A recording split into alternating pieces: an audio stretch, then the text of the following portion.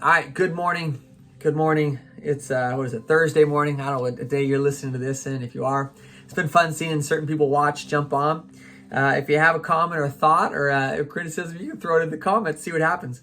But I just want to get into this. I've just been feeling strongly just to jump into Psalm 1. And, oftentimes I'm systematic in the way I do things. And other times I go, but what I feel the Lord doing.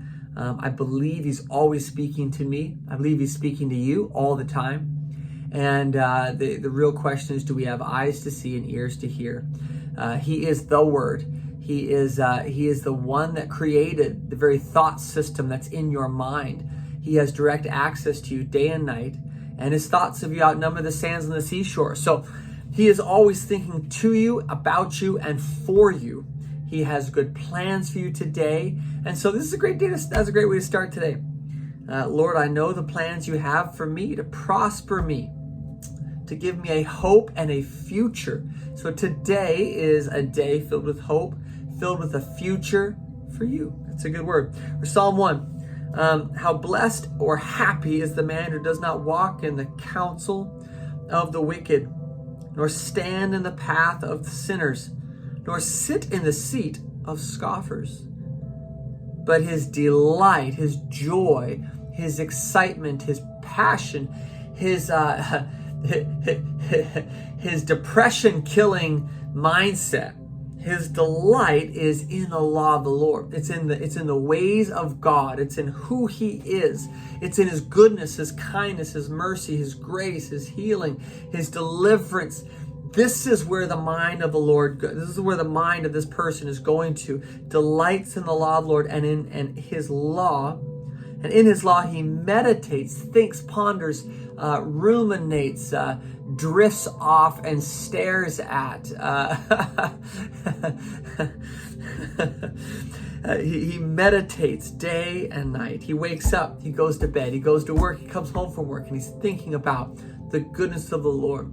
He's just got a psalm in his mouth, a song in his heart. This is that person. And what is this person? What will this person be like? Verse 3. And he will be like a tree firmly planted by streams of water, which yield its fruit in its season, and its leaves do not wither, but in whatever he does, prospers. Man, this is a fiery verse right here. And whatever he does, prospers. That's beautiful.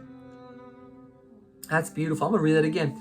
This is the person that thinks about the Lord day and night, meditates, has it on their heart, on their lips, thinks about the Lord this way, that they will be like a tree firmly planted by streams of water. Streams of water. Now, I think it's in Ezekiel. It talks about that there's a river of life that flows from the temple out from there, and in its streams there is healing, there is depth, there is the deep places of God. There's the life of God, and so the Spirit is like a river. He is like a stream. He's like moving waters. He's not stagnant.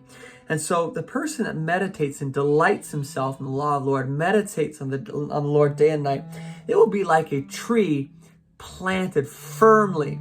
Listen, there's a rootedness that God is trying to get you to be in.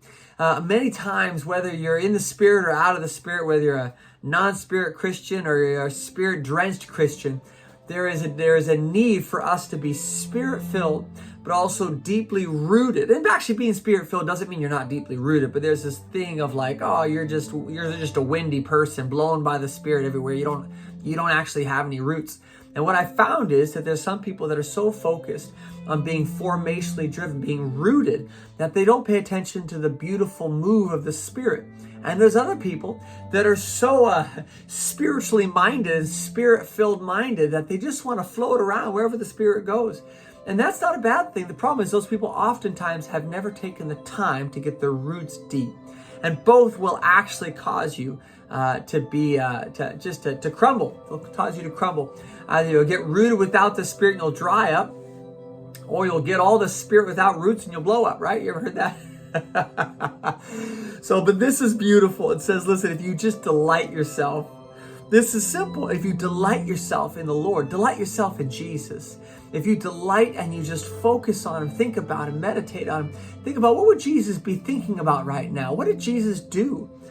If you walk the way Jesus walked. So delight yourself in the law of the Lord and in his ways. And in his law, he meditates, just meditate day and night on who he is. Then you'll be like a tree firmly rooted and planted by the river, by streams of water.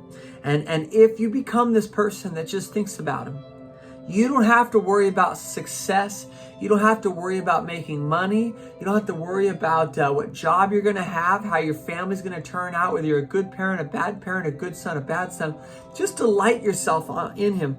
And you will become this tree firmly planted, and you will have fruit in season. When you're supposed to have fruit, you will have fruit. Why? Because you delight yourself in him. You think about him. You spend time with him. Get alone with him. And your leaves do not wither. Think about that. What are the leaves? The leaves it's like the fruit, the manifestation of the plant. The plant manifests leaves because of who the plant is, a healthy plant. Your leaves don't fall off anymore. So if you've ever had problems with your leaves falling off, they don't fall off anymore. And this last part really gets me. And in whatever he does, he will prosper. In whatever you do, you will prosper. I tell you, that's an amazing promise. Some people think I'm a little optimistic about God and about my life. I like to say that it's impossible for me to miss what God is saying to me. It's impossible for me to miss the word of the Lord over my life. It's impossible. But how can I say that? How can I attach faith to that statement? But because of this scripture, because if I will consistently meditate on him, if I will think about him, if I will consistently, I may have ups and downs, but if I have consistently moved forward in my thoughts towards him, of him, about him, if I continually feed myself and feast on him, on his goodness, his ways, his righteousness, if I consistently go that direction, then it's impossible for me to miss him. Why? Because everything I do will prosper. In every way I will prosper. Why? Because Jeremiah 29:11 says that, so though I know the plans I have for you, Jesse, David, Micah, Joan, Christian, Raji, whoever is out there listening. I know the plans I have for you, plans to prosper you, plans to give you a hope and a future. But how can we believe that scripture? We can't, it's just not anybody. Here's the thing. He has those plans for you. How do you tap into those plans? But it's in Psalm 1. It's by meditating on him. Oh. I'm going to end with that though. You can see all you want. And so I bless you, I encourage you, and I challenge you to meditate on his goodness today. Just begin to declare it. Think about it. Just speak it out with your mouth. God, you're so good. Sometimes before your heart gets it, your mouth has to say it. For out of your heart, your mouth speaks. But also out of your faith can't attach itself to something unless it begins to hear it. And so begin to speak out his goodness and his powerful nature in your life. He has a plan for you to prosper you, and you will live in that plans when you meditate on it, when you think about him, when you delight yourself in him. Okay. Bless you guys. Have a good day. Hope this blessed some of you guys. Honestly, like and subscribe. As cheesy as that is, it helps the algorithm, it helps YouTube. I already had somebody critique me on this channel, so I think I'm doing something right. So bye. This is Mia. Where's Ari? Right there's Ari. Ew. Anyway, 2 of my little kids. I got 2 more, a 9 and 11-year-old. If you don't know who I am yet, but you will. Bye, guys.